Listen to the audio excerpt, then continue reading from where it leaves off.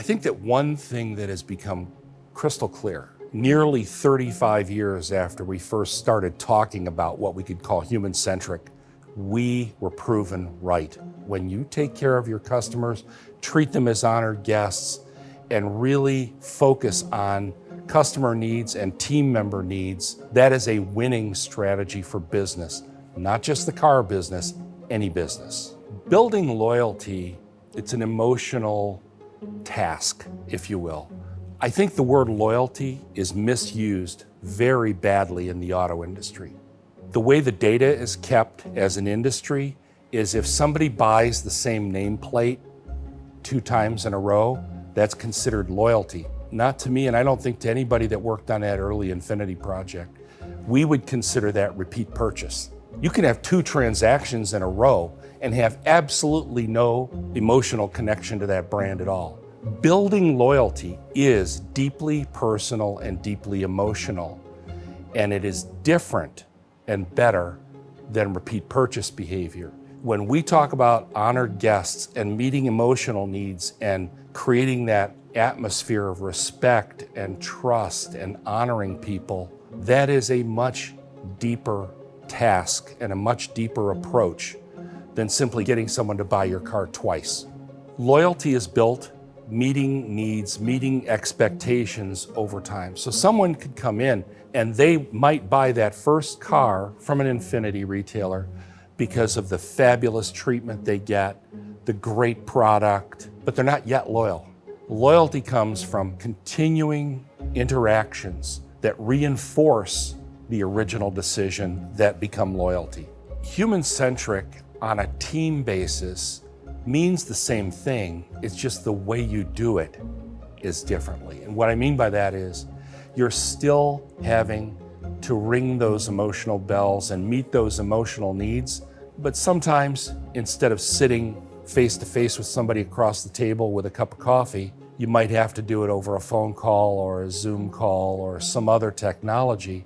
Did you keep your word? Were you authentic? Did you treat me with respect? Did you listen to me? Did you understand what I was saying? Are what build the relationship, build the team, and tell somebody that you're treating them as an honored guest. Some of the ways that we can keep those I would almost call them perennial philosophies alive is simply by being very intentional about our communications, thinking about how what you're saying is impacting that individual, and not rushing to make a decision, not rushing to say what you want to say next, but really listening, asking questions, and respecting each other. If you run a team to meet those human objectives, the numbers will follow. But if you run a team to achieve a money target or a numbers target, you may miss the human objectives and hence miss those number targets in the future because of that.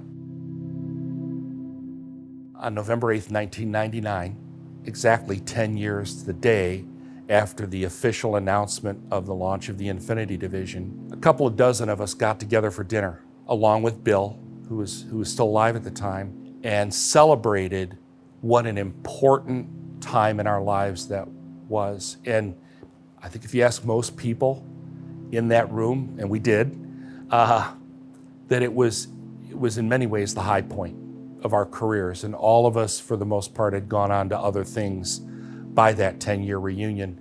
But it was so special to hear every single person. We passed the mic around, and every single person had an emotional, very powerful story about what those early days meant to them. And I've not experienced anything like that in any other company of which I've been a part. I think if I have to step back and think about what's most important about everything we're talking about, we are not in the car business, we're in the people business. At every level, within our organization, with our retailers, with consumers, it is the people business, not the car business. At the time, I didn't realize that that was such a revolutionary idea. Bill lived it every day. We all lived it with him every day. whether it be in the building or at training or on the track, it didn't matter. We realized that when any situation we faced, how would it affect the people first? And from that, you make much better decisions on the business and the product when you think of what's the impact first on people.